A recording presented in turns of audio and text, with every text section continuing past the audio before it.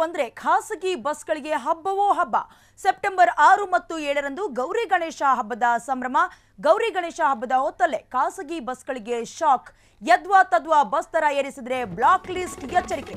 ಹಬ್ಬಗಳು ಬಂದ್ರೆ ಖಾಸಗಿ ಬಸ್ಗಳಿಗೆ ಹಬ್ಬವೋ ಹಬ್ಬ.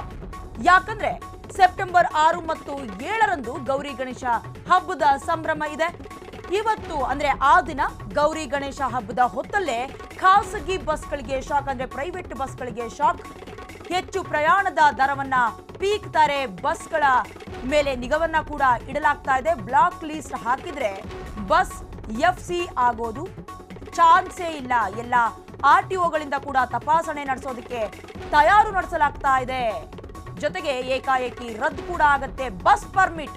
ಹಬ್ಬದ ಮುನ್ನ ಖಾಸಗಿ ಬಸ್ ಮಾಲೀಕರ ಮೇಲೆ ಬ್ಲಾಕ್ ಲಿಸ್ಟ್ ಅಸ್ತ್ರ. ಹಬ್ಬದ ನೆಪದಲ್ಲಿ ಖಾಸಗಿ ಬಸ್ ಟಿಕೆಟ್ ಹೆಚ್ಚಳ ಏನಾದರೂ ಆದ್ರೆ ಮುಲಾಜಿಲ್ಲದೆ ಕ್ರಮವನ್ನ ಕೈಗೊಳ್ತೀವಿ ಅಂತ ವಾರ್ನಿಂಗ್ ಕೂಡ ಕೊಡಲಾಗಿದೆ. ಸೆಪ್ಟೆಂಬರ್ 6ರಿಂದ 7 ಅಂದ್ರೆ 6 ಮತ್ತು 7ಕ್ಕೆ ಗೌರಿ ಗಣೇಶ ಹಬ್ಬದ ಸಂಭ್ರಮ ಮನೆ ಮಾಡಿರುತ್ತೆ. ಹಬ್ಬಕ್ಕೆ ತಮ್ಮ ತಮ್ಮ ಊರುಗಳಿಗೆ ಹೋಗೋದಕ್ಕೆ ಜನರು ಕೂಡ ಮುಂದಾಗಿರ್ತಾರೆ. ಈ ವೇಳೆ ಹೆಚ್ಚು ಹಣವನ್ನ ಪೀಕೋದಕ್ಕೆ ಖಾಸಗಿ ಬಸ್ ಮಾಲೀಕರು ಸಜ್ಜಾಗಿದ್ದಾರೆ. ಇವತ್ತಿನಿಂದಲೇ ಸಾರಿಗೆ ಇಲಾಖೆ ಈ ವಿರುದ್ಧವಾಗಿ ಸಮರವನ್ನ ಸಾರ್ತಾ ಇದೆ. ಬೆಂಗಳೂರಿನ 10 ತಂಡಗಳ ಮೂಲಕ ಖಾಸಗಿ ಬಸ್ ತಪಾಸಣೆ ಕೂಡ ನಡೀತಾ ಇದೆ.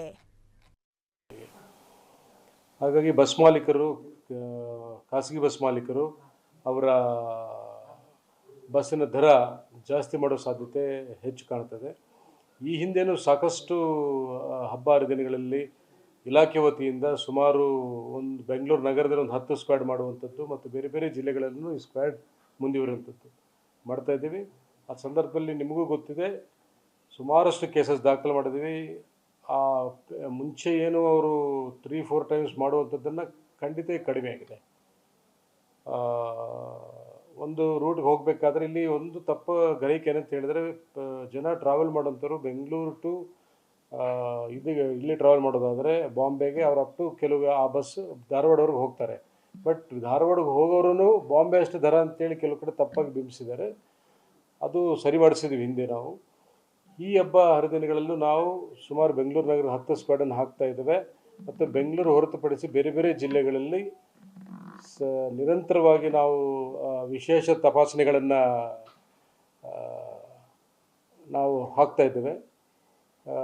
ಇದರಿಂದ ನಾವು ಸಾರ್ವಜನಿಕರಲ್ಲಿ ನಾವು ಮತ್ತು ಬಸ್ ಮಾಲೀಕರು ಕೇಳ್ಕೊಳ್ಳೋದು ಅಂತ ಹೇಳಿದ್ರೆ, ಯಾವ ಕಾರಣಕ್ಕೂ ಈ